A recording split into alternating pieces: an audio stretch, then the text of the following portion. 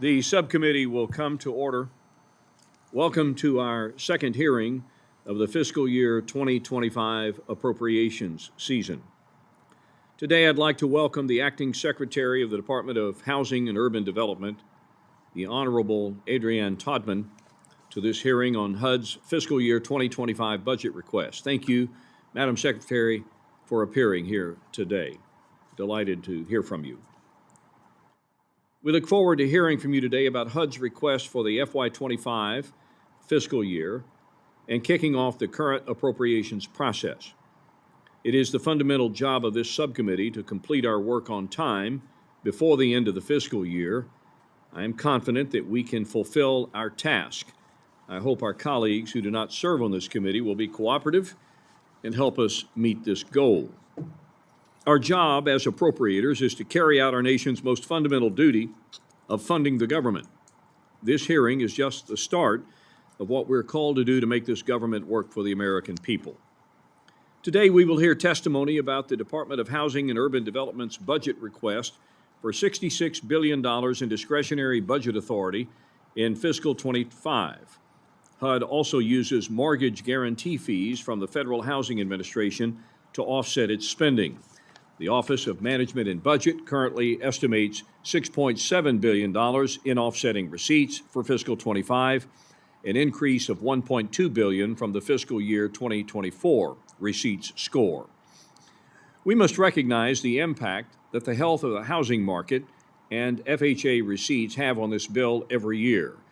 In addition to discretionary funds, HUD also proposes over $81 billion in mandatory programs over 10 years.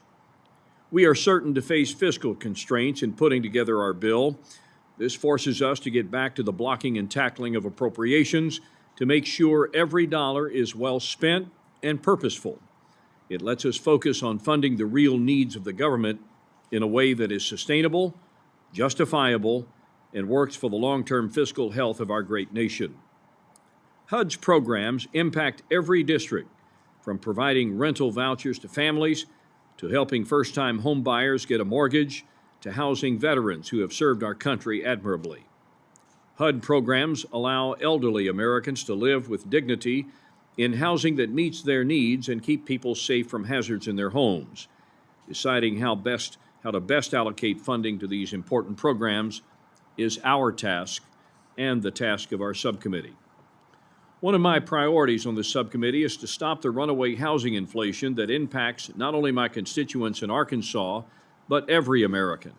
We cannot turn a blind eye to families impacted by the rising housing costs, in part caused by choices made by this administration. I also want to focus today on out-of-control regulations that set up unnecessary bureaucratic barriers. Overregulation limits opportunities and it feeds inflation, often without making meaningful improvements in people's lives. I look forward to learning about HUD's successes and your long-term goals in this hearing. This subcommittee stands ready to work with you to better serve all Americans as we write the THUD Fiscal 25 Appropriations Bill. With that, I recognize my colleague and our ranking member and my good friend, the gentleman from Illinois, Mr. Quigley, for his opening comments. Thank you, Mr. Chairman. As we said yesterday, for those who don't know it, the chairman and I were chairman rankers on FSGG, had a great partnership, and I want to echo his desire of what should be commonplace business here on the Hill of funding the government in a responsible, timely basis. Doing so after the fiscal year begins makes no sense. We need to show the world that we can govern. So, but I also want to welcome the Acting Secretary Todman before this subcommittee. It's great to have you here both as Acting Secretary of HUD and an experienced affordable housing practitioner.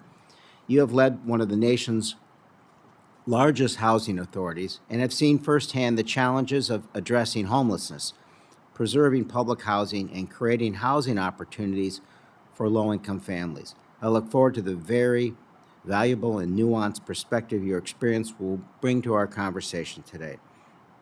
As you know, this nation faces significant challenges with housing affordability and homelessness. According to HUD's 2023 report on worst-case housing needs, Over 8.5 million of the lowest income households in the U.S. pay more than half their income for rent, live in severely inadequate conditions, or both. This is an increase of 760,000 households compared to the previous year. The solutions to these challenges are sometimes complex, but this subcommittee has risen to the occasion on a bipartisan basis each year to help HUD meet its mission to create affordable housing opportunities and strong, sustainable communities. In fiscal year 2024, we were able to prevent evictions for nearly 5 million low-income households, invest in programs that help mayors and governors fund locally driven solutions by expanding grants to reduce barriers to affordable housing production, and target $418 million more for homeless assistance grants to help over 750,000 people move out of homelessness and into permanent housing. While we have made important strides to address homelessness among veterans and families with children in particular, the fight to end homelessness is far from over. Data from HUD's most recent national count of people experiencing homelessness on a single night in 2023 showed a striking increase of 12% over 2022. This is the single largest one-year increase since HUD began collecting data in 2007, and it was reflected across subpopulations. While these numbers are sobering, they are not cause for hopelessness. When you talk to local leaders, they know what works. I hope we all feel the urgency of providing the resources and flexibility that localities need to support and house our most vulnerable communities. Without it, the impacts of this housing crisis can be felt beyond our housing systems. Hospitals, schools, and criminal justice systems all bear a huge burden. Secretary, I'm pleased that you have brought before us a budget that would continue our progress in addressing these complex challenges. I look forward to working with you and the chairman to come to a fiscal year 2025 agreement that adheres to the Fiscal Responsibility Act requirements without compromising our responsibility to ensure millions of Americans remain stably housed and receive the support they need to build a safe and thriving home. I look forward to your testimony, and I yield back. Thank you, Mike. The chairman of the overall Appropriations Committee, Mr. Tom Cole, who was the subcommittee chairman this time last year and wrote the 2024 bill, is preoccupied with disasters in his own state. My understanding is that Tom may be returning to Washington this week. We have a scheduled visit tomorrow, so he won't be able to be here.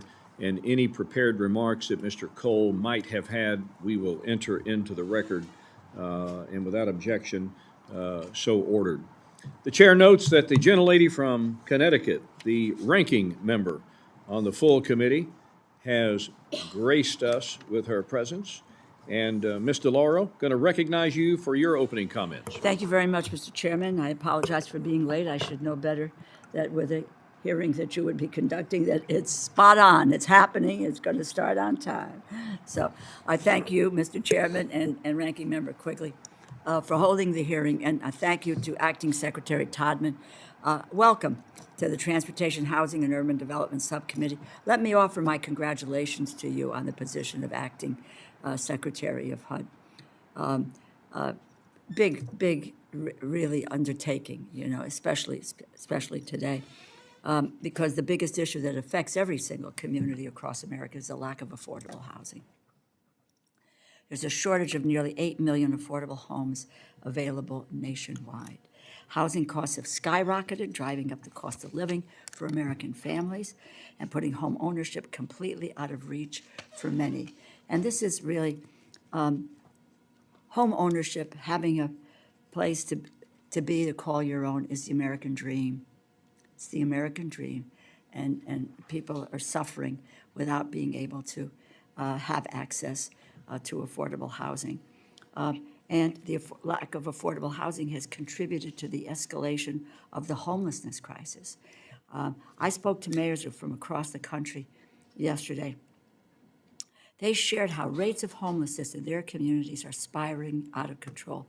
Some 600,000 people in America, mothers, fathers, grandparents, children, experience homelessness on any given day.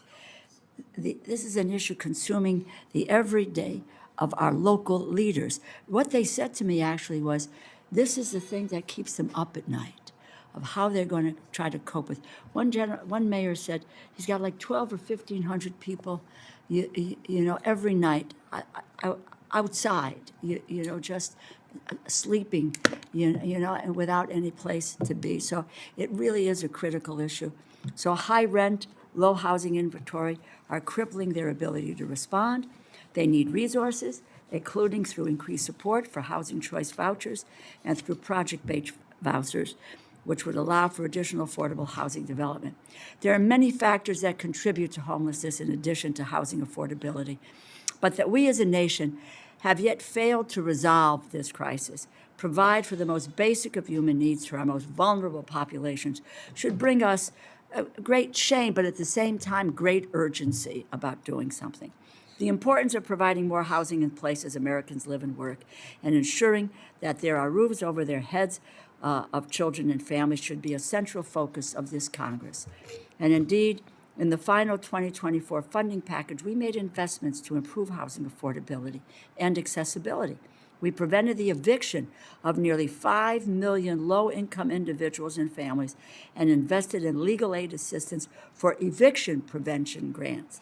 We provided historic increases for tribal housing and community development programs. We invested in programs that help mayors and governors find locally driven housing solutions. And the mayors yesterday told me they do have solutions, and they need to get a hearing on those solutions. And we expanded grants for reducing barriers to affordable housing production. And we expanded housing options for people experiencing homelessness by committing new resources to construction and rehabilitating permanent supportive housing. However, this is an incredible amount of work to be done. Longstanding inequities in housing persist, are exacerbated by the housing inventory shortage and elevated borrowing costs. It was just over 56 years ago that President Lyndon Johnson signed the Civil Rights Act, of which the Fair Housing Act was included as Title VIII. Yet, the racial home ownership gap, the difference in home ownership rates between white and black Americans, is essentially unchanged to this day. And I would like to hear more about what the department is doing to address this historic inequity. Looking forward to 2025, the President's budget request for HUD proposes nearly $73 billion. We should support investments that would enable HUD to expand rental assistance for low-income households, increase the affordable housing supply, expand home ownership opportunities for underserved borrowers, advance efforts to end homelessness, address housing-related discrimination, increase climate resilience and energy efficiency, and strengthen communities suffering from underinvestment. Bringing down the high cost of living for American families has got to be our primary focus. People struggle every day. They live paycheck to paycheck. Housing is one of the primary drivers of the inflation suffocating families' budgets and holding back our economy. I believe that your department and this subcommittee must assume a leading role in tackling these issues. Thanks so much for being here, for your public service to our country. I yield back the balance of my time. I thank the gentlelady. Secretary Todman, you hit the lottery today. You are appearing before, and I know I'm biased, the best subcommittee on the House Appropriations Committee. The gentlemen and ladies that sit to my right and my left are genuinely interested in addressing the issues that fall under our portfolio, HUD, of course, being one of those. So we're anxious to hear your comments today. I think you will find that the Q&A that we will do following your remarks will be beneficial not only to you but to this subcommittee as we continue to press against the challenges facing this great nation of ours. And with that, I'll give you 5 minutes for your opening comments. Thank you. Chairman Womack, Ranking Member Quigley, and distinguished members of the subcommittee. Thank you for the opportunity to testify today on the President's FY 2025 budget proposal for HUD. And thank you and your staff for supporting HUD's mission as reflected in our 2024 budget. I know that you had tough choices to make, and we are looking forward to working with you in the implementation of those funds. HUD has been hard at work getting resources out the door. We have stood up 2 new programs, YIMBY and PRICE, to modernize how and where we build housing. There were more apartments under construction in 2023 than in any year on record, and we are helping to build even more. We've provided more new rental vouchers to Americans across the country, the largest increase in 20 years. We've helped almost 20 million families buy their first home. Last year alone, HUD allocated more than $340 million to help eliminate health hazards like lead in American homes. And we continue to prevent and remedy the impacts of discrimination. And we are making investments in HUD's workforce and technology to ensure that we can support communities who need us now more than ever. This past Monday, I also had an opportunity to meet with 40 or so mayors. There were Democrats, Republicans, representing big cities, the suburbs, and small towns who acknowledged the support that they've received from HUD and the Biden-Harris administration. But they also shared what they're hearing from their constituents, the need for more rental assistance, access to homeownership, and helping the homeless, particularly our homeless veterans. I also heard from your colleagues on the Senate side as well about the housing needs that exist in their respective states. So we at HUD know our work is simply not done. That's why the president's budget proposes bold mandatory investments focused on increasing the nation's housing supply, helping first-time homeowners by providing $10 billion in first-generation down payment assistance, $15 billion to support additional apartments that low-income families can afford and to make repairs to public housing, $33 billion to prevent and address homelessness, particularly for veterans, our seniors, and youth aging out of foster care. Together, this suite of funding and other tax proposals aim to tackle housing affordability head-on. The budget proposal also requests $72.6 billion for HUD, nearly $363 million more than the 24 enacted. And it's to support our core programs and our housing delivery systems, our public and assisted housing, the home program, CDBG, our housing choice vouchers, our healthy home programs, programs to prevent evictions and address homelessness with the urgency it requires, and certainly initiatives to boost homeownership and other wealth-building opportunities. Our proposal also, once again, calls on Congress to support communities devastated by disasters by authorizing HUD's disaster recovery program. Whether it's hurricanes, tornadoes, wildfires, or flooding, HUD needs to be better positioned to aid communities much faster than we are right now, and we cannot do that without Congress's help. Senators, creating and sustaining strong communities and providing Congresspeople, creating and sustaining strong communities and providing access to affordable housing are priorities for the Biden-Harris administration. And the president has put forward a vision that builds on our existing body of work. And HUD is certainly prepared to do our part. Chairman, ranking member, distinguished members of this subcommittee, thank you again for this opportunity. I will also agree, Chairman, that this is the best and hardest working subcommittee here in the House of Representatives, and I look forward to working with you on behalf of the American people and their credible housing needs. Thank you so much. And we thank you. Each member will have 5 minutes. We'll adhere to the 5-minute rule. Your light will turn yellow when there's a minute remaining, so heed the warnings as recognized by the lights. Members will be recognized in order of seniority based on who was seated at the beginning of the hearing this morning. I will recognize myself for 5 minutes. Let me kick off this hearing by saying that our thoughts are with our colleagues whose districts were devastated by tornadoes this past weekend. I'm especially thinking about my friend and our full committee chairman, Tom Cole, who this week is viewing the devastation on the ground in hard-hit communities he represents. We send our prayers to the injured and join those who are mourning the lives lost. Acting Secretary Todman, do I have your commitment that HUD will work diligently and quickly with communities on the ground to rebuild as soon as possible? You certainly do. Thank you. As you well know, the Appropriations Committee appropriates the funding for the CDBG disaster recovery. That's the CDBG DR program. Can you remind the subcommittee on the DR process and steps HUD has taken to ensure that funds appropriated to communities are quickly dispersed? Certainly. Well, as I mentioned in my opening comments, Chairman, we certainly do need Congress's help to not just authorize the program, but also to provide us with those disaster recovery funds. I yet to receive some of the funding that we need to take care of our storms that happened in 2023. And certainly look forward to working with this subcommittee and others to get that across the line.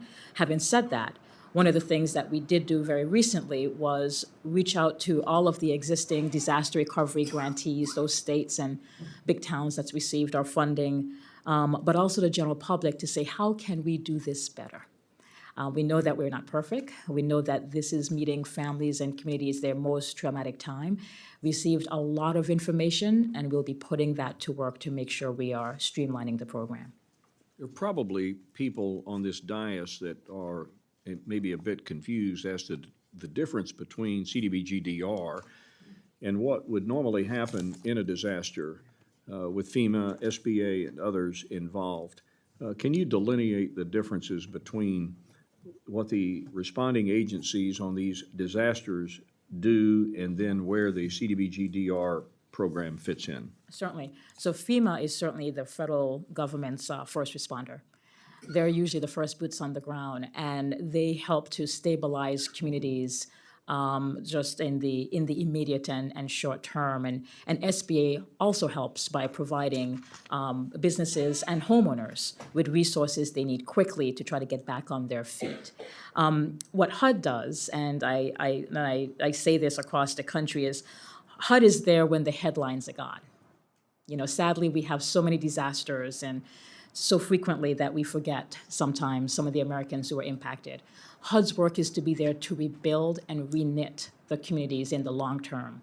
I've been to Florida after Ian. I've been to Kentucky after the tornadoes that happened there, met with the local leaders and people. So HUD is there to help rebuild homes in the long term and to build resiliency into anything our funds touch so that we can try to prepare for what inevitably may be the next disaster. I'm not going to ask you to wade into the issues regarding the permanent authorization of CDBG-DR. That's a fight that Congress will need to take up if, in fact, it's going to happen. We appreciate your response on the disaster recovery piece. My last question in this round is one of my priorities is making sure that HUD VA Supportive Housing Program, HUD-VASH, is working well, and veterans can access and use the HUD-VASH rental assistance vouchers quickly. Out of the 110,000 vouchers awarded in the HUD-VASH program, why are nearly 30,000 vouchers still waiting to be leased up according to HUD's latest dashboard? Yeah. You know, we do find that sometimes we have been, it's been difficult for veterans to sometimes use these vouchers in the private rental market. And so we've been working very carefully with housing agencies on ways that we can improve the program and also improve some of the business aspects of our relationship with private landlords. Any early indications what those changes, what those modifications might be? We're certainly looking at issues around inspections. We're looking at issues around getting eligibility documents done quickly. But one of the other things that we're doing is working with our partners at Veterans Affairs to make sure that we are receiving referrals, or the agencies are receiving referrals very quickly. And both agencies are working very closely with each other on the ground to make sure veterans are housed. Secretary McDonough and I, just probably 3 weeks ago, kicked off a VA and HUD boot camp to help housers and the VA Medical Center leaders figure out how to work more seamlessly with each other. Yeah, thank you. Mr. Quigley. Thank you, Chairman. Madam Secretary, I'm going to dovetail on the Chairman's questions with CDBGR. I think, put it in a broader perspective, our thoughts are with the full committee chairman and sites he is visiting, the people who have suffered. But we recognize that the number and severity of storms and fires and other natural disasters have increased. And we have to be honest with ourselves and recognize that we can't just build the same old infrastructure back at it.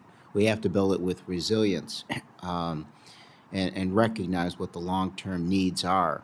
But it's been nearly, what, a year and a half since Congress has helped communities with long-term disaster funding through CDBGR.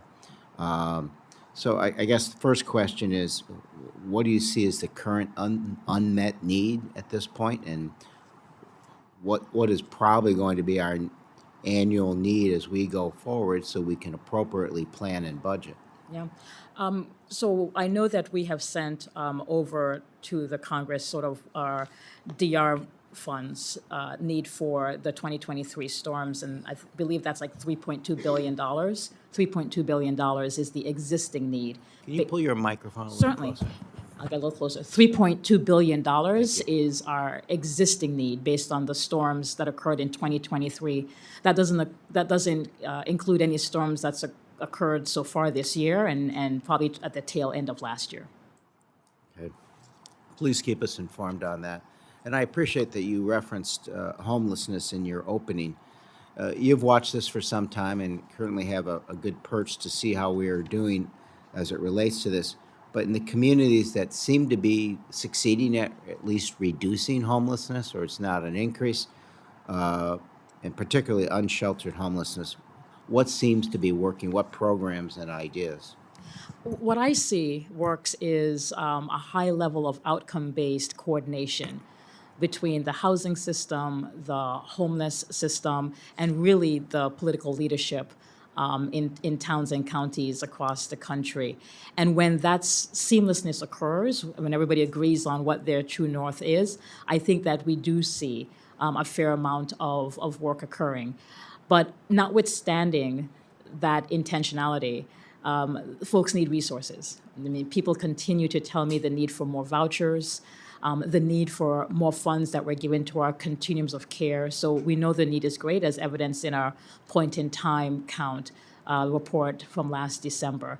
But with resources and intentionality, we think that that is the way to help Americans. You talk about coordination, seemingly local, but how is HUD, and are they coordinating with other federal agencies to provide supportive services to maximize our investments in improve homeless intervention outcomes? Yeah. So we actually kicked off a new pilot with our partners over at HHS to do just that, to match our housing and their services. We call it a housing and services accelerator.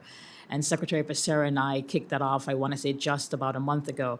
It is a pilot that's targeted 8 states that have their Medicaid waivers. And the idea is to use some of HHS's funding for not just services that are happening at sites and elsewhere, but also for some of those very modest upfront costs that our most vulnerable families have, whether it is helping to clean up an apartment before they get in there, or something tied to their rental fee.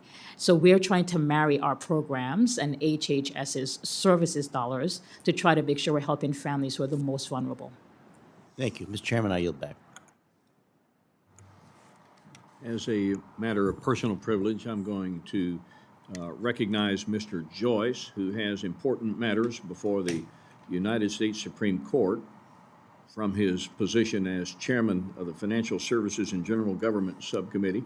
And I'll recognize Mr. Joyce for 5 minutes so that he can depart early and I object to. go set the SCOTUS, so he can go set the SCOTUS straight, okay?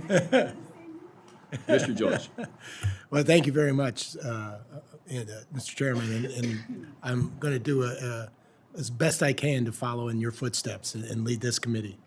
Acting Secretary, welcome. Thank you. I know you have big shoes to fill. My dear friend Marcia Fudge was there before you, and in honor of her, I'm going to ask you a question that about an issue that she brought really to my attention, and that is the use of lead-based paint. And it was banned in 1978, but its harmful legacy continues in Ohio, especially in Cleveland, the area she represented so ably over the years. Across the United States, it's also an issue, but 65% of Ohio housing was built prior to 1978, and therefore lead paint is a bigger issue. Even at very low levels, lead exposure damages a child's brain and nervous system, potentially resulting in slowed growth and development, learning behavioral problems, and hearing and speech issues. While it's critical to reduce the exposure to these, existing programs that you have addressed lead in homes to obviously to try to prevent some of this. Given the urgency to rid homes of hazards such as lead, what should we be telling our local communities about resources that they can access through the department to reduce child exposure to toxic metals and eliminate these hazards in their homes? Thank you, Congressman. And yes, removal of lead hazards was something really important to Secretary Fudge, and I share that in her values. You're absolutely right. We need to do everything we can to remove these hazards from homes, particularly given what they do to impact our babies. And we are very fortunate to have a robust program that helps not just housing agencies, but mayors and county executives and nonprofits do that work. I will say that I do think we can probably do a better job making sure that folks are aware of these resources and teach them how to access it. And that's going to be something that I take on while I'm in this seat, and look forward to working with you on some of those ideas. I'm sure we'd all look forward to working with you to help advocate for that in our communities and to Absolutely. our constituents. Can you talk about the innovative public-private funds that offer new and more flexible gap financing that could increase the pace at which these local communities can eliminate the public health threat and complement existing efforts? No, absolutely. So, almost everything that HUD does requires the public and private sector working with each other. We know that our health hazard funds are sometimes matched with funds that are with nonprofits and other private sector partners on the ground. We know that we need to do more of that. We know that we have businesses who are very interested in making sure that we're moving lead hazards in and around their communities as well. And so I think that there's more work to do there. What aspects of your FY25 request will help improve the rate at which the department can assist communities in eliminating these home-based hazards? Right. Well, certainly, the budget reflects some of the constraints placed by the Fiscal Responsibility Act, and so we're trying to be responsible stewards and follow that law. But certainly, we prioritize this, and we do have a robust number in there to carry out the work of our health hazards program. It's lead, it's mold, it's radon, it's all the things that we know are hurting our families, and we certainly look forward to working with the subcommittee on what our final number looks like. Thank you very much. Keep up the great work. Thank you. And thank you for your time, Mr. Chairman. Are you back? Thank you, Mr. Joyce. And now I'm going to recognize one of my Democrat friends, and you guys may want to arm wrestle over it. I don't know, Ms. Torres, do you need to? You got 30 minutes? Ms. Watson-Coleman, do you want to? Am I one of your Democratic friends? I I want to hope make so. sure as I embark on this. We'll find out when we'll find out when we get to full committee markup. Yes, thank you. Ms. Watson-Coleman, you're recognized. Thank you, Mr. Chairman, and congratulations to you, Madam Acting Secretary. You have very big shoes to fill, but I've looked at your bio and you can certainly fill them Thank you, ma'am. because of the work that you've done. I want to talk to you a little bit about the current litigation before the Supreme Court, debating on whether or not homelessness and potentially setting a precedent that would criminalize homelessness, which is unheard of in my mind. No one wants to be homeless if they have an option. How will HUD use funds proposed in the budget to combat this? Additionally, what can Congress do to promote the use of sound evidence-based approaches to resolving homelessness and which don't involve further victimizing people who are experiencing it? Well, thank you for that. Well, I will start by saying homelessness is not a crime. And what HUD can do is to prevent and eliminate homelessness altogether. It's one of the reasons why when we looked at what we prioritized, what the president prioritized in this budget, we tried to make sure that that piece of our work receive the amount of funds that we need to meet this moment, notwithstanding the constraints of the Fiscal Responsibility Act. But we also have an obligation to work with our partners on the ground who are on the front lines carrying out this work, our continuums of care our housing agencies to make sure that they're working as swiftly as they can as well in providing technical assistance. So we understand the need. We think HUD's role is to make sure people are using our funds in a very intentional way, but also doing what we can working with other federal partners to prevent homelessness to begin with. I want to ask you about the using of your funds, because when I look at all the requests and the money that you have at your disposal, it looks like a lot. Now, I don't know if it's enough because we have such a massive issue with home ownership, home rental, in all kinds of populations and things of that nature.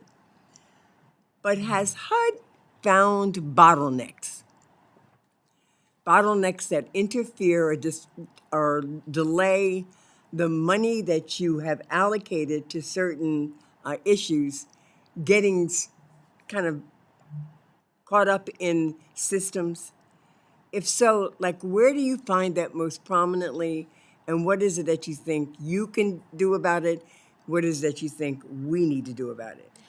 Thank you for that. So I will say at the onset that we don't have enough resources. The country, not just HUD, doesn't have enough resources. I believe that. 1 in 4 eligible people for our vouchers receive a voucher, just 1 in 4. So that means that there are 3 of the 4 families out there who are needing our help, who are either homeless or at risk of being homeless because they're just on the edge. So certainly we don't have the resources that we need, which is why the president in each one of our 3 budgets has proposed more vouchers. Okay, with that in mind, I agree with you. Do you find bottlenecks? Certainly. And where are they? Yeah, the bottlenecks in using our vouchers stems in some of the rules that HUD has to follow. Landlords will complain about the length of inspections. So landlords will complain about making sure that just working with the government is sometimes slow. So we've created some flexibilities over the past couple of years to give housing agencies tools that they can use to work more quickly and to provide incentives to work with landlords. I think that connection is probably the biggest bottleneck we have in the use of our rental assistance. So is our biggest problem a lack of housing, the variety of housing that we need? Is our problem investors who buy up housing and create, this more expensive, unaffordable? Is it discrimination? What is it altogether? Yeah, I would have to say if there's one thing, is that as a country, as a whole, we have not kept up with the demand for housing, whether you're in big cities or small towns, and that's a fact. Since 2008, 2009, we just have not built at the pace that we need, and we need approximately 2 to 3 million more housing units.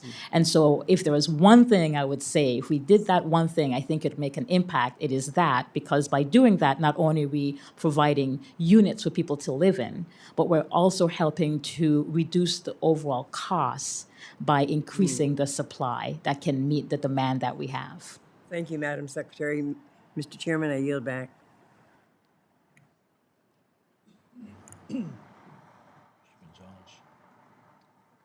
Mr. Gonzalez? Thank you, Chairman, and thank you, Acting Secretary, for being here. I have the privilege of representing San Antonio, 7th largest city in the country, predominantly Hispanic community. I would love to work with you on housing and some other issues. Would you be willing to take a trip to San Antonio? I'd love to host you at your convenience. Absolutely, happy to do that. Fantastic. What you'll find is Texas is like a country of its own, and we are used to kind of going about it our own way. But it shouldn't be that way, In many cases, at the local level, housing is very much an issue. But if you talk to the people of San Antonio, it's the local city council and it's the local mayor that are feeling as if they're carrying a larger share of the need and the want. And I think there's an opportunity here. Over the last decade, the overall poverty rate in San Antonio has relatively stayed the same at 18%. There's over 110,000 families on the public housing waiting list. Another 1,000 families get added to it each month. So the demand is absolutely there. The city is growing at an incredible rate. Opportunity Homes San Antonio, which is the local housing Authority in San Antonio needs well over $500 million to address capital maintenance issues across their properties. I used one of my community projects to help with this, but that's a couple $1,000,000. It's a drop in the bucket compared to the need. Like many public housing authorities across the country, Opportunity Homes must utilize other funding streams to provide affordable housing, including local taxpayer funds. Given the federal government's role in providing public housing maintenance, are there any opportunities for additional funding or incentives to cities that use local funds to preserve and create new public housing? Right. Thank you for that. And I look forward to my trip to San Antonio with you. You know, one of the things that HUD has used over the past several years to help housing agencies with their capital needs is the Rental Assistance Demonstration Program. We call it RAD. And it has been very successful. And agencies have been able to use that and leverage their assets to be able to raise funds to make repairs. And so we see that happening all over the country, including San Antonio. New kitchens, new bathrooms, things that are really meaningful to residents. That's fantastic. And I'd love to drill down more on this program and others at work. I visited one of the housing facilities on the west side of San Antonio, and you had families drying their clothes outdoors on a clothes hanger, like it was, 100 years ago. And it's just not right in so many cases. And I get the demand for cost and you're always struggling for dollars, but I just would love to find a way on how we can deliver so that way these families can live in a very dignified way. And like you said, a new washer and dryer, that is a game changer for many of these families. My next question, we are in a housing crisis in San Antonio. There's just simply not enough houses to go around. Because of this, realty experts have said that newly built homes are imperative to keeping up with the growing demand. With thousands of people relocating to San Antonio, this has been a significant concern to local realtors. What efforts are underway to help increase the overall supply of housing in the Texas area? Sure. Over the past couple years, HUD has worked with the other agencies in the federal government on a overall housing supply action plan. And while we've proposed dollars that we think are needed to resource that plan, we've also used our existing administrative authorities to do things. One example of that is the federal financing band risk sharing program that we have with Treasury, which has provided really necessary gap financing for developers through the housing finance agencies to kind of get that work done. We were able to extend the deadline and make that initiative permanent. And so we're hoping to have much more housing built with that particular program, which is just using the authorities that HUD and the Treasury Department has. Excellent. And that's all the questions I have. I look forward to working with you and your team, and I look forward to hosting you in San Antonio. With that, Chairman, I yield back. Thank you, Tony. Ms. Torres. Thank you, Chairman, and I know I'm your friend, so because we serve on two committees together. Welcome to our committee. We're so excited to have you here and weigh in on some of our questions regarding housing affordability. When it comes to transportation and housing, low-wage earners are, at the very, very low end. They're paying the highest in public transportation, and the highest, up to 50% of their income goes for public transportation. So housing is incredibly important. Those vouchers are incredibly important. In fiscal year 23-24, the funding bill provided funding for nonprofits under HUD EDI program as community projects. I've invested many of my community projects in affordable housing for low-wage workers in my district. Unfortunately, this year, nonprofit organizations will no longer qualify for those projects. We have housing availability and options for ag workers, but for warehouse workers that I represent, there's really nothing that has been cut out for them. Organizations like the House of Ruth, which is a domestic violence shelter, the National Corps, which is a national award-winning nonprofit organization, that builds affordable housing, will no longer be able to qualify for this funding.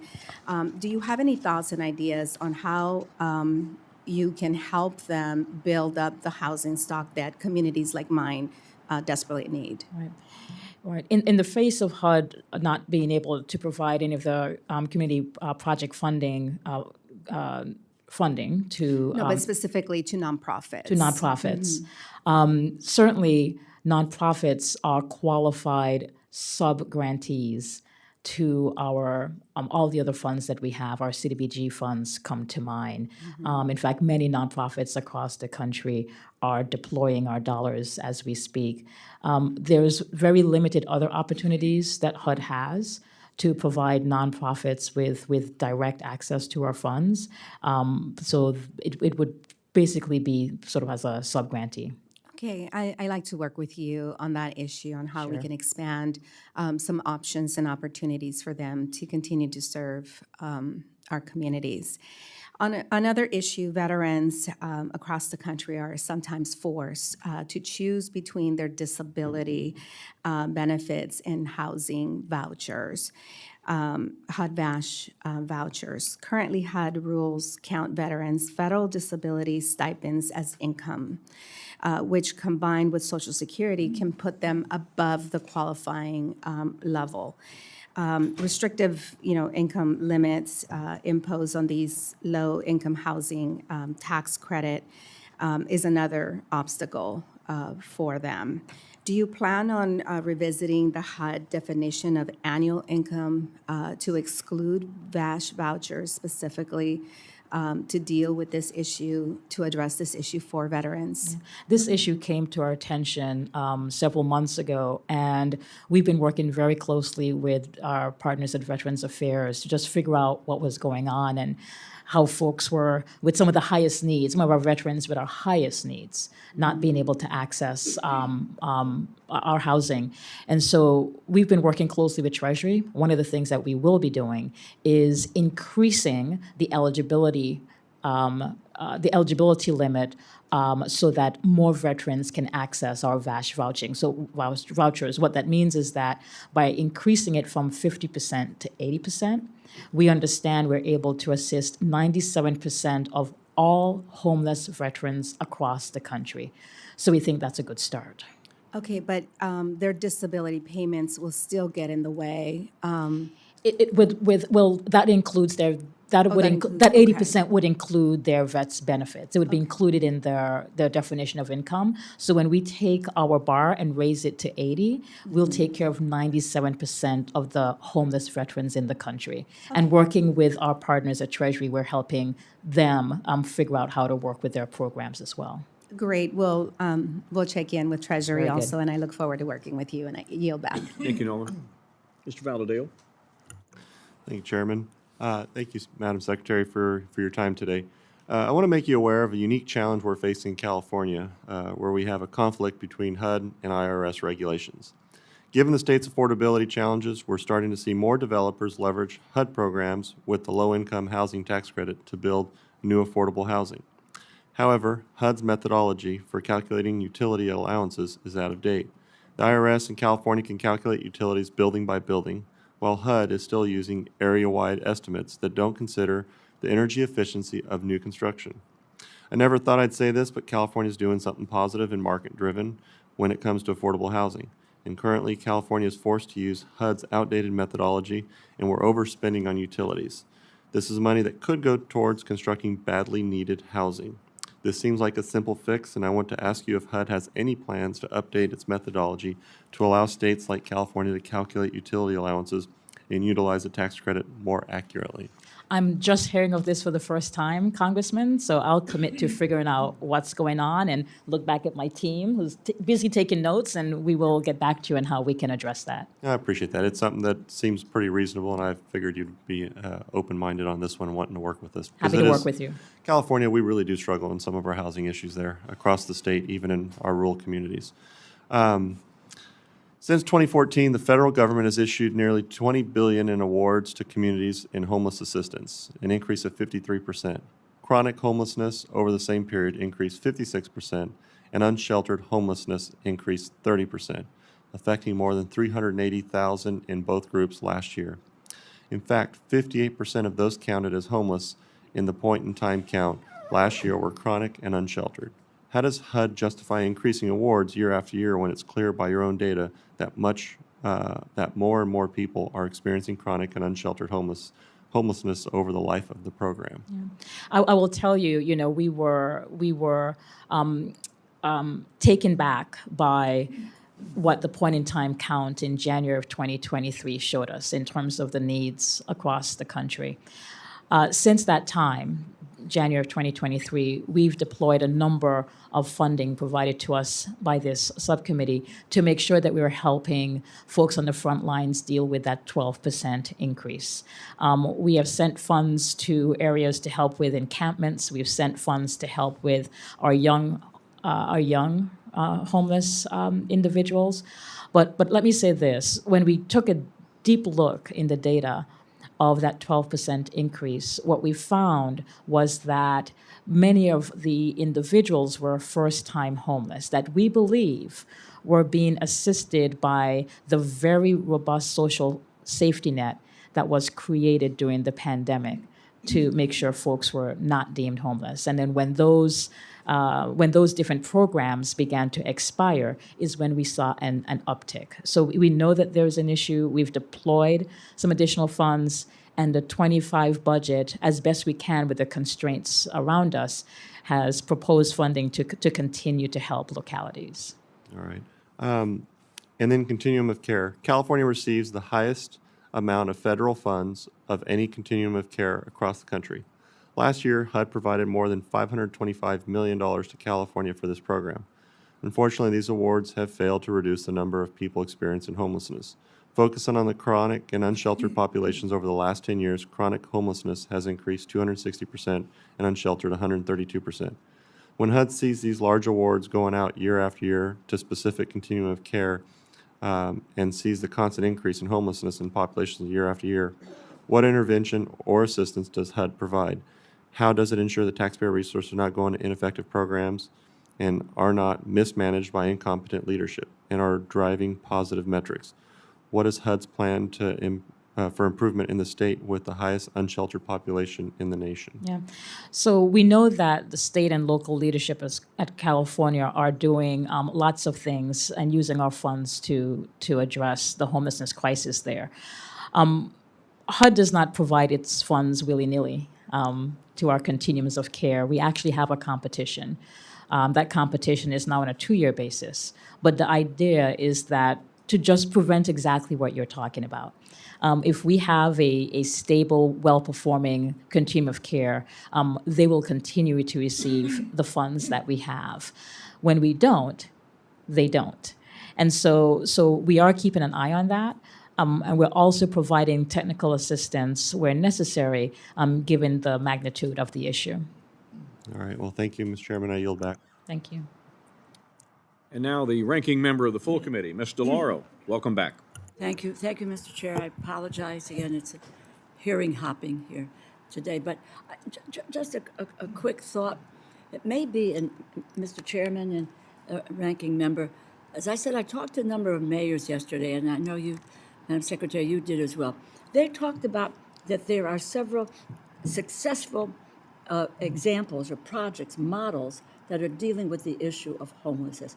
It may be worthwhile to bring those folks in to listen to this because it is such a pervasive issue nationwide, and to bring it more to the attention of our colleagues and what are the kinds of things. And then it also, I think, helps us in terms of what are the kinds of projects we should be funding, what initiatives would make sense. Anyway, let me, I reached out to my public housing authorities in my district.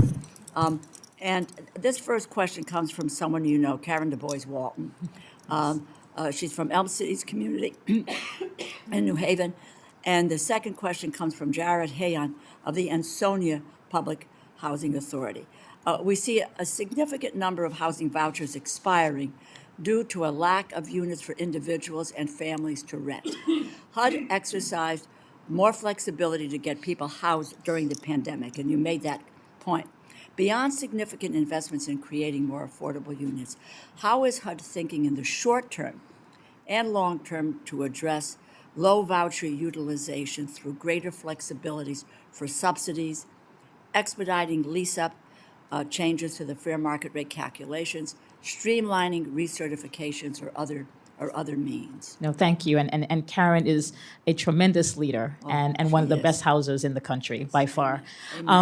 Let me say this, we have learned through two different streams of work, both the flexibilities provided during the pandemic, but also the flexibilities provided to moving to work agencies in terms of ways to streamline their programs so we're focused on outcomes and not just paperwork.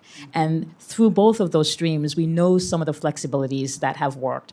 Some of them we've already put into place, like a more expansive use of our administrative fee to really incentivize landlords. But I know there's more that we can do. And so there's an internal working group at HUD as we speak talking about what are things that we can do inside of HUD's authorities so that we can carry on some of the flexibilities that you mentioned. But additionally, our legislative proposals also has embedded in them some of the things that we think can work that we don't have the authority to implement, and we need some statutory guidance from Congress. So we know that there's more streamlining we can do. The voucher program should be made much more streamlined than it is right now, and I'm committed to doing that. Thank you. The Ansonia Housing Authority, smaller public housing authority, they want to expand their programs and services, especially for seniors. They don't have the income to sustain their homes, but lack affordable housing options. These are people who have lived in what is known as the Naugatuck Valley in Connecticut. Discuss how HUD might help a public housing authority like the one in Ansonia address the housing and supportive services needs of seniors. One idea that was raised in particular is the development of scattered site properties tied to project-based vouchers. So certainly we are, a big proponent of, project-based vouchers because it creates stability where if there's a senior with a voucher who can't find a unit, it's probably really traumatizing to not be able to find someplace secure. What Project Basing does, it provides stability on one site, and then we can invite service providers to that site. Meals on Wheels comes to mind. I know a lot of senior buildings have Meals on Wheels, wildly successful partnership. But in addition to that, HUD does have our resident services dollars that go to housing authorities that can help support these kind of programs. And there's lots of models where housing agencies are working with local nonprofits and their local human services as well. So we can certainly make sure that those models, particularly models that are working for smaller agencies that may not have some of the bandwidth to create those partnerships, we can make sure that we are providing those models that I think can be replicated. I'm down to 16 seconds. Will there be another round, Mr. Chairman? Or question, or can I just ask my last question? There'll be another round, but if you've got another question, just- you're the ranking member of the full Well, I know, committee. but I don't want to abuse my colleagues here. Very, very quickly.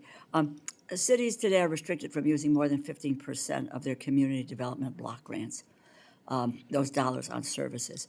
The cap prevents cities from spending more dollars on supportive services and emergency assistance like rent and utilities to keep people housed. Is HUD exploring measures to either increase or waive CDBG's cap on public services? I think that that is certainly one thing that we can look to, and I know that we're interested in any and all ideas to use these resources, these valuable resources, to achieve better outcomes. So happy to sit with you on some of the ideas that you're hearing. Thank you. You're welcome. Thank you very much, and thank you, Mr. Chairman. You're most welcome. We'll take that 45 seconds off Pete Aguilar's time. Just kidding, Pete. Just kidding. Sheriff, Mr. Rutherford. Thank you, Mr. Chairman. Madam Secretary, Yes. great to see you, and thank you for all you do. Thank you. Listen, I met with the Northeast Florida Apartment Managers Association, a very large group, last week. They brought up an issue that I don't know if your apartment or your department is aware of. If you are, I'd like to know what you can do about this issue. If not, I'd ask if you could look into it. It's a little confusing, so follow me. They're running into a problem where they can't confirm a voucher holders. This is on the Section 8 voucher issue, going back to actually some of the bottlenecks that my colleague was talking about earlier. They're running into this problem where they can't confirm the voucher holder's ability to pay rent because the Public Housing Authority will not confirm how much the housing voucher will cover until there's an agreement in place with the landlord. However, the landlord, this is like a chicken and egg thing. However, the landlord or property manager may not be able to make that agreement until they know the prospective tenant's ability to pay, which is partially based on that voucher. So sometimes these voucher holders are not able to rent these apartments because they may not meet the income requirement without the voucher being counted in. Have you run into this anywhere else? It looks like we have a sequencing issue a little bit, or maybe a process issue that most other agencies are able to overcome. So I'm intrigued by what you said and would ask the team to follow up with your staff to see exactly what's going on, because this is a process that generally works every day in terms of what the tenant will pay, what the housing authority will pay to get to 100% of the rent. But if the voucher's not counted in their ability to pay, then they may not be able to rent that apartment. So I understand. I look forward to working with your staff on that. Okay. I really appreciate that that offer. I want to bring up multifamily housing, the multifamily housing complaint process. As I said, I'm from Jacksonville, so I'm sure you're familiar with the Callaway Cove apartment explosion and fire that injured several people. And the indications were from the HUD OIG that complaints were not being properly followed up on, not handled in a timely manner, and that actually led to potentially this explosion. The two of the main recommendations that came out of the specific investigation of this incident has to do with developing a comprehensive process to ensure that complaints received by the clearinghouse are resolved in a timely manner. That's number one. That's their recommendation. Number two is develop agency-wide policies and procedures for the intake, monitoring, tracking of health and safety complaints, and follow-up on the mitigation. Some of the times when you look at mitigation, it's up to like 17 days. That's just not acceptable. So are these OIG recommendations on HUD's radar? Are you guys working on this now? And your FY25 request includes $419 million for the Information Technology Fund. Are you looking to use that to assist with developing this tracking system? No, thank you. And so first of all, let me say that it is horrible what happened at that site, and residents' complaints should always be listened to, and it's a manager's duty to make sure that people are living in a safe building. So let me say that at the top. As it relates to the complaints, right now, HUD does have a decentralized process because we do have partners who sit between us and those owners, who are the intake system for those complaints. And we do get those reports, but they're coming from all across the country. So yes, one of our IT investments is to find a way to take all of those complaints and centralize it in a way that HUD understands, so those red flags can be raised. And that is an investment that I know our Office of Housing is looking to take on with our IT department. Separate and apart from that, last year HUD did start our new Inspire inspection program. It's the first time that the same inspection protocols for public housing, the types of sites that you're mentioning, and our voucher program, the same inspection protocol. That protocol is now focused on health and safety. The previous one was more focused on curb appeal. This one is looking inside the units, and we're hoping that when this is in its it's in use right now, but when it gets really rocking and rolling, we will be able to find these problems and address them more quickly. Thank you very much, and I look forward to working with your staff on the Absolutely. voucher issue. Yeah, I'm Thank you. intrigued by that one. Mr. Chairman, I see my time is up. I yield back. Mr. Aguilar, with a full 5 minutes. Thank you, Mr. Chairman. Madam Acting Secretary, I'll do the very best I can in the 35 seconds that the chairman has allotted me here. Appreciate his generosity. You have big shoes to fill, as has been Indeed. said before. Indeed. Your predecessor served with many of us, Yes. not just in this chamber, but on this in these committee rooms. So thank you for signing up for this, and we look forward to working with you. Climate disasters, as the chairman mentioned, climate disasters, and the ranking member touched on this too, wildfires, atmospheric storms, they've threatened homeowners' insurance market as well across California. In the last year, 7 of the 12 top insurance companies in California have stopped offering homeowners insurance policies in the state, threatening millions of middle-class Californians who are seeking to renew or get their insurance policies. Within the scope of HUD's jurisdiction, what can we do together to help address the rising costs of homeowners face with respect to insurance, while also obviously being a part of the affordable housing provider mix and the insurance that is available and required of these affordable housing providers? Yeah. I have yet to run into an apartment owner, public or private, who doesn't bring up the escalating cost of insurance as a problem in terms of being able to maintain their operations or even finding insurance. So I thank you for putting that question out there.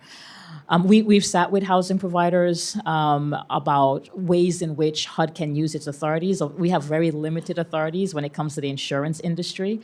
But what we can do is look at our rules and see ways that we can meet this moment. And I think it was just last week, if not the week before, we adjusted our wind and storm coverage to really help some of those housing providers deal with some of these escalating insurance costs. We're also working inside of the public housing program to see if there's ways that we can address increased costs there. Sometimes agencies don't know that they can come to us and ask for additional funding to address some of the things that you've described. So one, we're getting information out there on what people can do, but we're also taking a really precise look at our rules to see, are we requiring folks to get levels of insurance perhaps that they might not need to. I've heard that we sometimes we require insurance on unnecessary levels of insurance on empty buildings. And so we're trying to look at common sense things like that to see how we can address those costs. It's a real issue. I've met with mission-driven private owners of affordable housing who are saying to me they can't stay in the business because they can't get insurance. But their market rate units can. So there's lots of curiosities around what's happening right now inside of the insurance industry, but HUD is working with our owners with what we can do to help. Are there suggestions that you have to us or our friends on the authorizing side, flexibility that would be necessary in order to help? I mean, more of this is going to happen, whether it's California or Florida or Oklahoma, more of these climate disasters. We'll provide those to you. We have a working group that has every single part of the housing portfolio inside of HUD has provided me with things that they can do. I will put on the table, are there things that Congress can help us do? And we'll make sure to get that to this committee and to the Congress. Thank you so much. You're welcome. I know you've met with local leaders. A lot of us met with our local mayors this week as well, and specific to project-based vouchers. As Congress considers increasing the cap for project-based vouchers, what considerations would HUD suggest we keep in mind with respect to implementing a cap increase? Well, one of the things that HUD is going to do from its part is finally implement the project-based aspects of HOTMA, which was a law that Congress approved many moons ago. And so we're going to get that across the line. We think it will improve the administration of the project-based program. We are right now at a 30% cap. And there's some folks who feel that project basing isn't always the best solution, but we also know that we see it working well, particularly when it's difficult for folks to find a unit with the voucher in their hands. So as we do this body of work of ways to make the voucher program better, we will come back to you with things we think we need that can help with the authorizations in that program. Thank you so much. Thank you, Mr. Chairman. Yield back. Mr. Klein. Thank you, Mr. Chairman. Thank you, Madam Acting Secretary. Appreciate you being here. I want to return to the topic of homelessness and in particular the need for policies that prioritize holistic approaches to homelessness, encompassing both housing and essential support services. Do you think it's important if a person experiencing homelessness who has untreated mental illness with self-medicating substance use disorders get treatment? I think it's important that anybody who has mental or physical illnesses get the treatment that they need. And you'd agree that an addict who's addicted to methamphetamine or fentanyl should get treatment as well, correct? I believe that anybody who's having substance abuse issues should have treatment available to them. Are you aware of the dramatic increase in overdose deaths inside federally supported Housing First programs? I'm sure that there's an uptick. If I could, Mr. Chairman, I'd like to insert into the record an article from the American Medical Association, JAMA, titled Mortality Among People Experiencing Homelessness in San Francisco During COVID-19 Pandemic. Without objection. Thank you. Should a person experiencing homelessness who has untreated mental illness with self-medicating substance use disorders receive treatment before we provide them with a housing voucher? So here's my thoughts on that. In my experience, what I've found is that if someone is stabilized in a home, not only is it easier to provide services, but it's actually easier to even find that person. When someone is homeless and on the streets and going through sort of a mental trauma, it is difficult to provide services to them. But what we can do once someone has a home or is in a shelter, we're able to provide those services. Can you tell me what metrics HUD is using to assess the effectiveness of its programs in addressing homelessness, mental illness, and substance abuse? Our emergency shelter program and our continuum of care have a number of different metrics that we use. I'm happy to provide those to your office. Thank you. And can you talk about how the data informing future policy decisions, how it is informing future policy decisions and resource allocation? One of the things that we do is we listen to the folks who have to administer our programs locally about things that we need to do to make sure the program is effective, and we do that on a routine basis. And can you tell us how HUD is collaborating with mental health and substance abuse treatment providers to ensure that individuals experiencing homelessness have access to the support services that are needed? Absolutely. So I mentioned before that there's sometimes a disconnect between housing and services. And one of the things we want to do is to braid those two a little bit more tightly together. We certainly do provide, our funds do provide an opportunity for services, not just housing. It can pay for services as well. I mentioned earlier that we have a new initiative with HHS to find ways to use Medicaid dollars to pair it with housing so people are getting the services that they need, whether it be some mental trauma or it is something tied to substance abuse. Can you tell me how HUD is partnering with the faith-based community that provides housing assistance and supportive services? Well, certainly our funds have access to those funds as well in being sort of the part of that front line of providing folks with shelter, providing folks with interim housing, providing folks with services.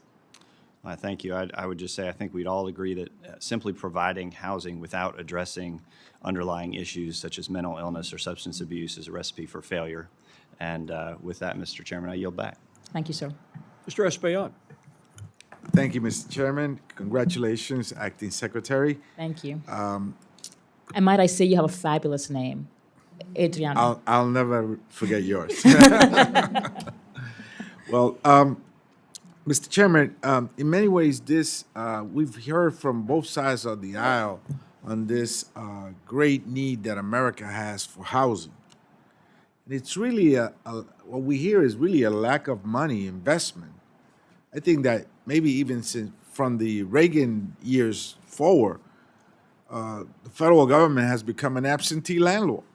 We haven't provided the funding for housing that it takes for families to have a roof over their heads.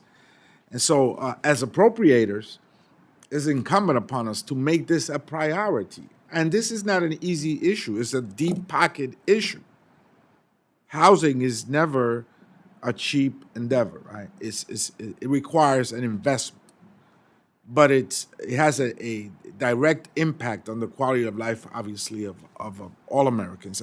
And I heard from my colleagues from both sides really have a similar story, similar questions to you, Acting Secretary. So, and nowhere is this more profound and more visible than in the NYCHA complexes of my district and across New York City.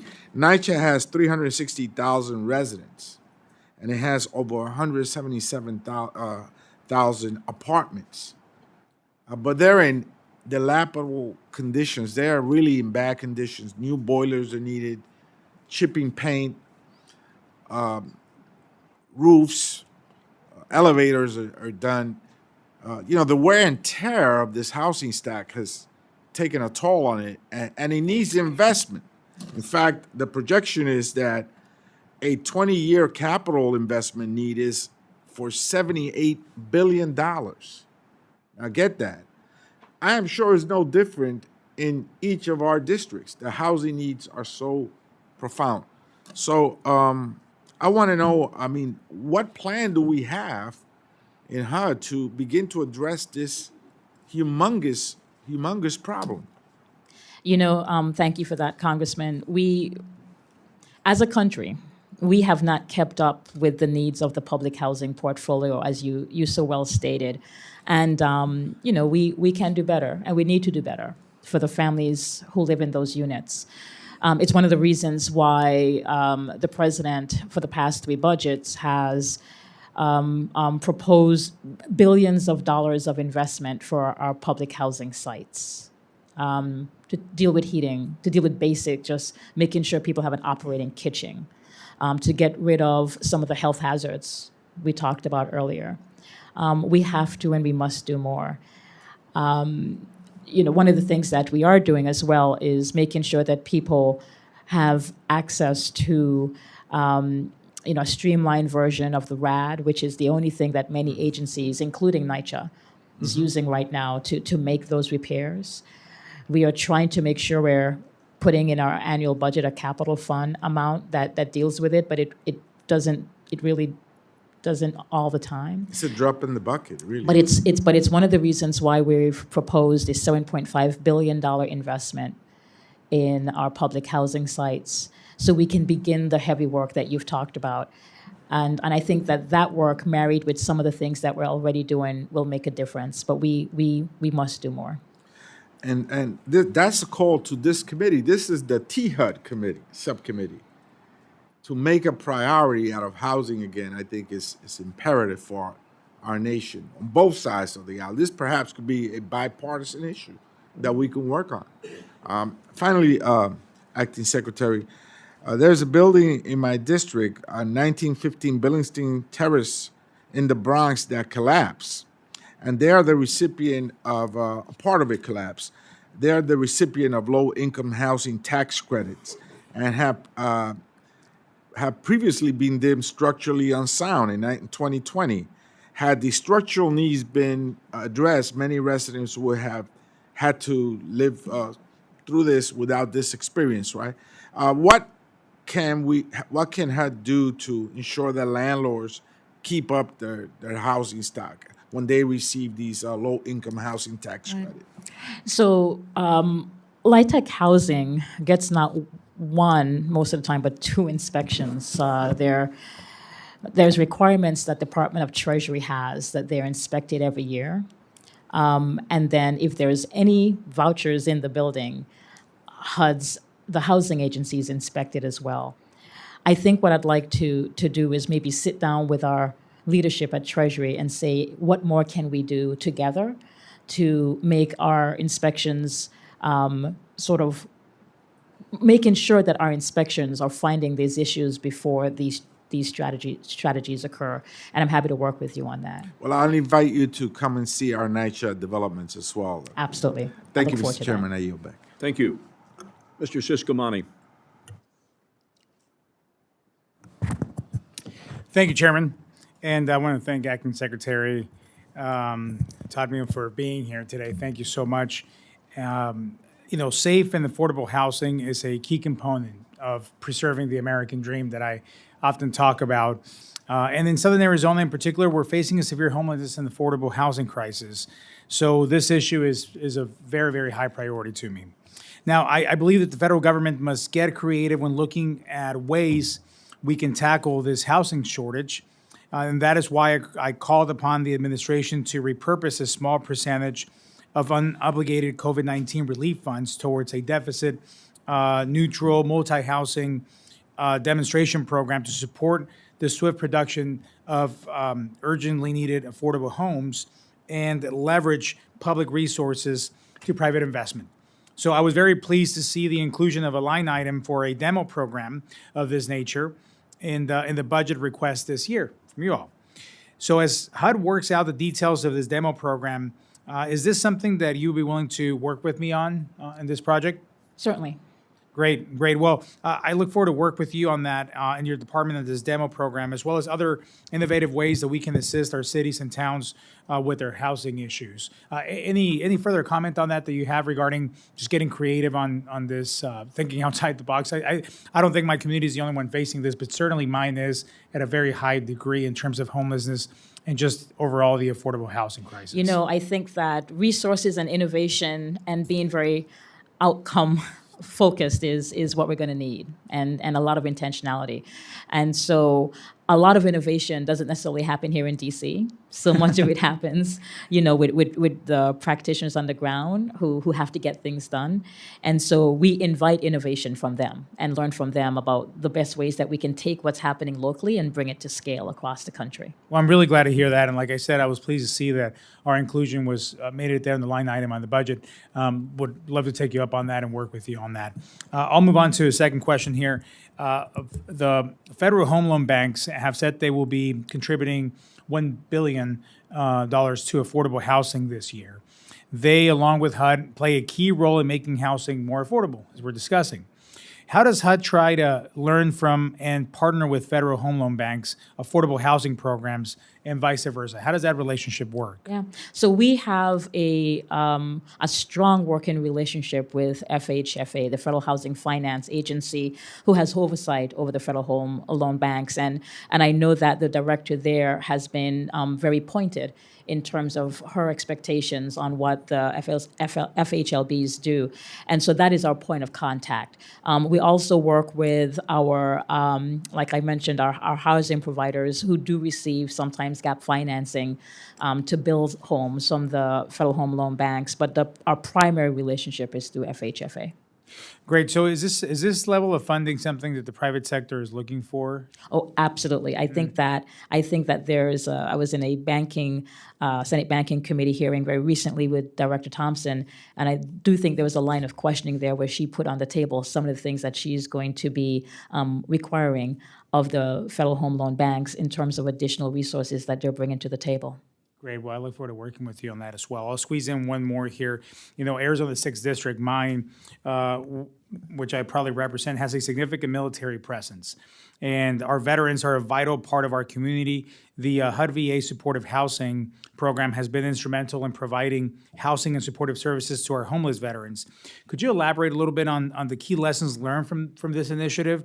And how can HUD build on the program's success to expand supportive services and housing options for our veterans? Additionally, what role can Congress play in ensuring the continually the continual expansion of these critical services to better serve our veterans and their families. So what VASH has taught us is that we can make a huge change in helping people who are homeless. Through VASH alone, we've reduced veterans' homelessness by 50% over the past decade.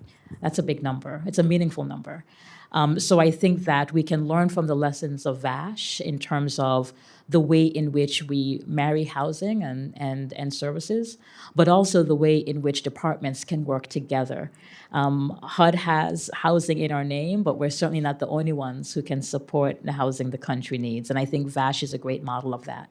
Well, thank you so much, and I would encourage the department to continue to prioritize programs like this one moving forward. Our veterans have sacrificed so much for us, and none of them should go without a roof over their head. Indeed. So thank you so much. Mr. Chair, I yield back. Thank you, Mr. Subcommittee. Ms. Wexton is a valued member of this subcommittee and suffers from a health condition that requires her to communicate by extraordinary means. Fascinating technology. And at this time, I'm going to yield Ms. Wexton the floor. Thank you, Mr. Chairman. As members of the committee already know, last year I was diagnosed with progressive supranuclear palsy, or PSP. I describe it as Parkinson's on steroids and I don't recommend it. PSP makes it very difficult for me to speak, so I use an assistive app so that I can participate and you can understand me. Welcome, Acting Secretary Todman. It's great to have you here. Last year, I spoke with Secretary Fudge about the Foster in Futures program, a Virginia program that helps teens and young adults in foster care after they turn 18. I was a guardian ad litem for many years, and ensuring those resources are in place is so important as these young people transition out of foster care. HHS manages a lot of the federal work in this space, but HUD also plays an important role. Just a few weeks ago, HUD announced over $12.7 million through the Foster Youth to Independence Initiative to public housing authorities to provide housing assistance to young adults as they make that transition. Can you please tell us about how the FYI program's targeted assistance has improved outcomes for this vulnerable population? And are there other ways HUD or the administration more broadly is working to invest in youth as they age out of foster care to ensure they are given the resources and tools they need to succeed? It's wonderful to see you. I think the foster, and thank you for your leadership on this issue, and it's making a tremendous difference. I know that the work that HUD is doing to help foster youth who are aging out of the system is making a tremendous difference. I try to think of, when I was 18, 19 years old and being told, go adult, go find yourself an apartment, go figure out how to pay your rent, all the things. I mean, it's hard enough being in my 50s, much less being somebody who's 18 and being told, go into this brave new world and figure it out. So the least we can do to not just help our foster youth, but also help prevent homelessness is to catch our young adults when they need us the most and house them. And so that program has been working very, very well, and we look forward to seeing it grow.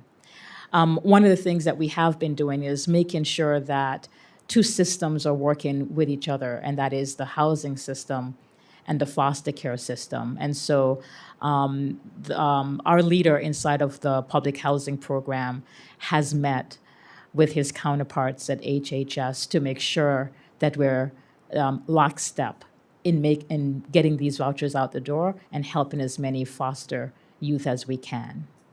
Wonderful, thank you. Thank you. Last year, I also spoke with Secretary Fudge about HUD's work to stand up new violence against women after sources, which included a public-facing website that had just gone online shortly before our hearing in 2023. She was very excited about the resources, trainings, and technical assistance that would be available for anyone who might need them, both housing providers and regular people. So, my question for you is, could you please give us an update about HUD's efforts to provide these resources, and how the funding Congress has provided for these programs has been used to support survivors and improve outcomes?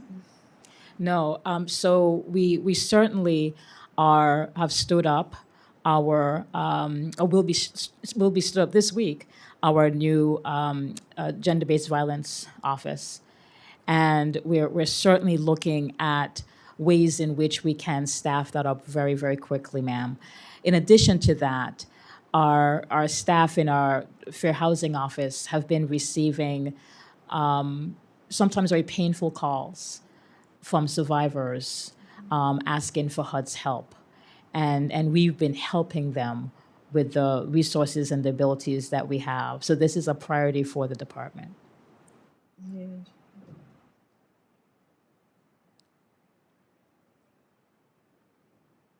Thank you. I yield back.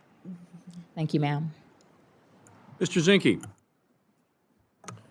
Thank you, Mr. Chairman, and welcome, Secretary, Acting Secretary. It's nice to see you. Nice to see you. And first, I want to thank you. Your staff in Montana has been very helpful in us navigating through multiple community projects and stuff. So your staff in Montana, I can say, has been very good. Good. And thank you. There is an issue, though, that you don't learn much from the headquarters. You learn a lot when you go to the front line. And so Montana Housing Authority has an issue that was brought to my attention. And it's an important enough issue they came all the way to Washington, D.C. to talk to me about it.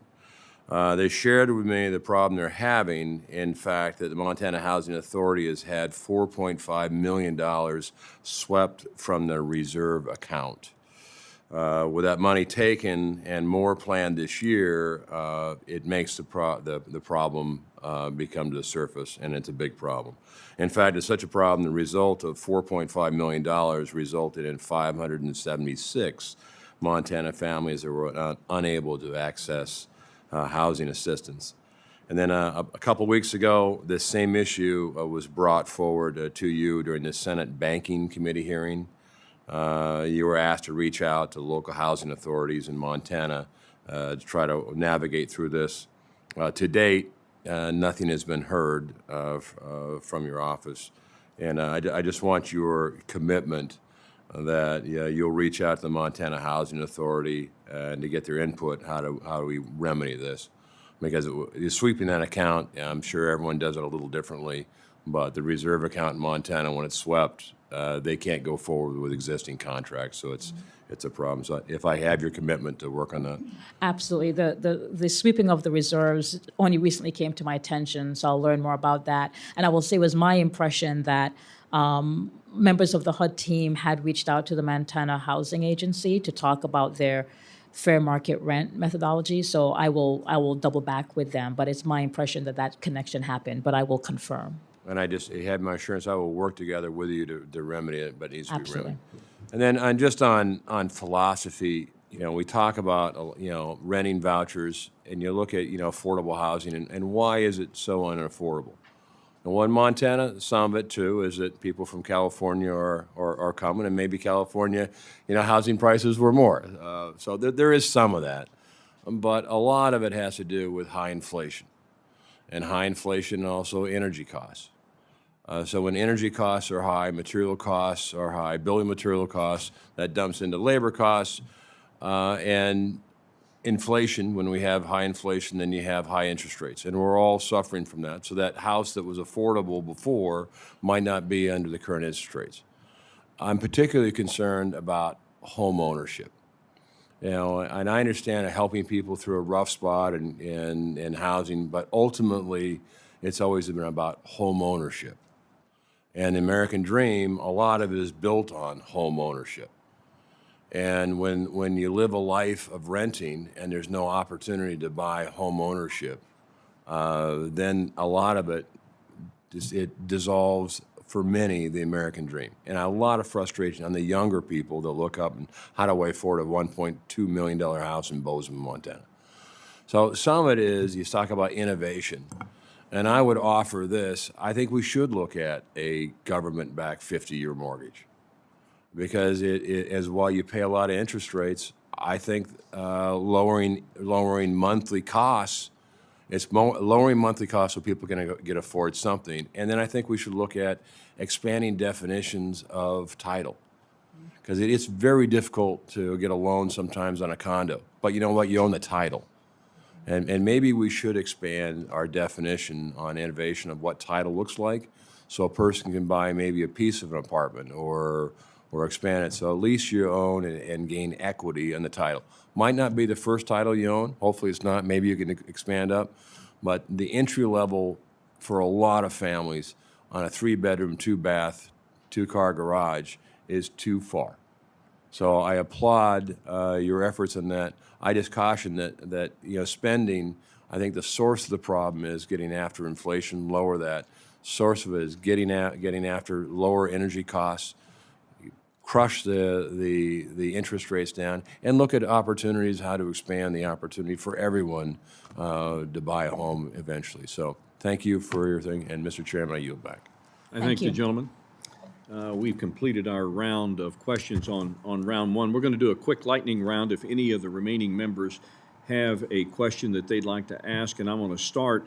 In January of '24, HUD's Office of the Inspector General published an urgent management alert regarding improper payments in HUD's tenant-based and project-based rental assistance programs, noted that the HUD leadership needed to take immediate action to resolve issues in estimating improper payments in those programs, the two largest at HUD.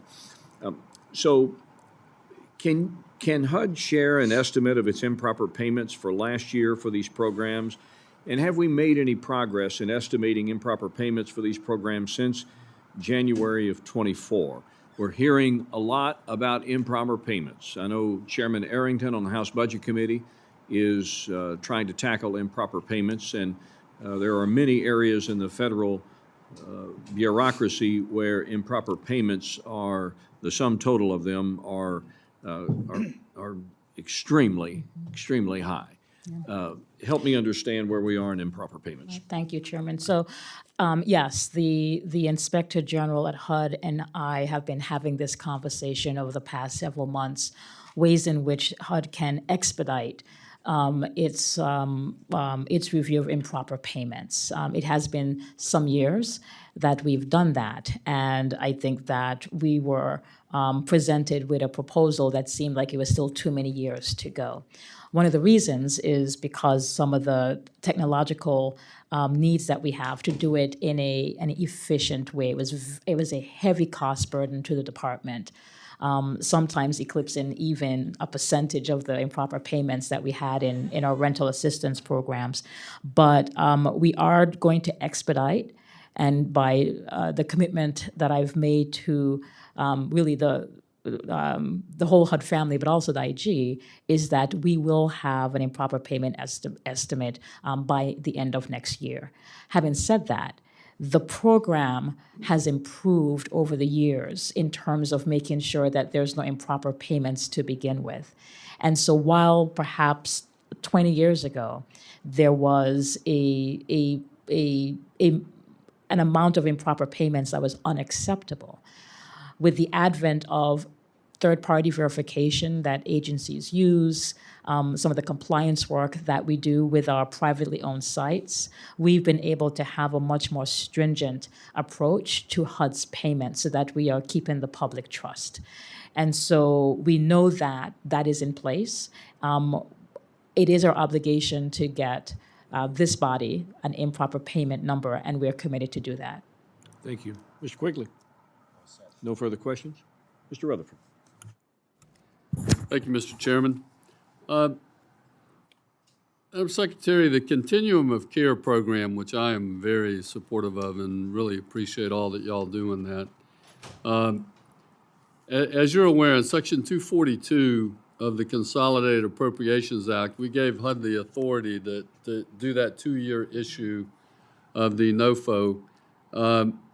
And so this is our first year going through. Can you talk a little bit about the impact that that's had with the providers? We are enthusiastically looking to have this 2-year competition opportunity. You know, continuums of care need to be busy helping homeless people. Quite frankly. And each year they're trying to balance helping homeless people with applying to HUD for more funds so they can survive the next year to help more homeless people. So these 2 years, I think, are welcomed, not just by the department, but also the COCs, and thank you for that. And we are going to be implementing it with much enthusiasm. Very good. Has it increased your participation of providers? Or is it too early to tell? It's too early to tell. Okay. It's too early to tell, but I can tell you it is welcomed, and we look forward to it. Thank you. Thank you, Madam Chair, and I yield back, Mr. Chairman. Mike, any final remarks? Just thank Madam Secretary for being here and your good work. We look forward to working together with this committee. I think Chairman's right. We have a good team here who wants to get appropriations done and done on time. Thank you, Mr. Chairman. Thank you. With that, our time is concluded. Thank you for being here today, Madam Secretary. To my colleagues and to their staffs, anyone that has questions to submit for the record, please do so within 7 days to the subcommittee staff so that we can get those included into the record. I want to thank you for being here this morning. We look forward to working with you as we continue the FY25 appropriations process. And with that, the subcommittee stands adjourned. Thank you.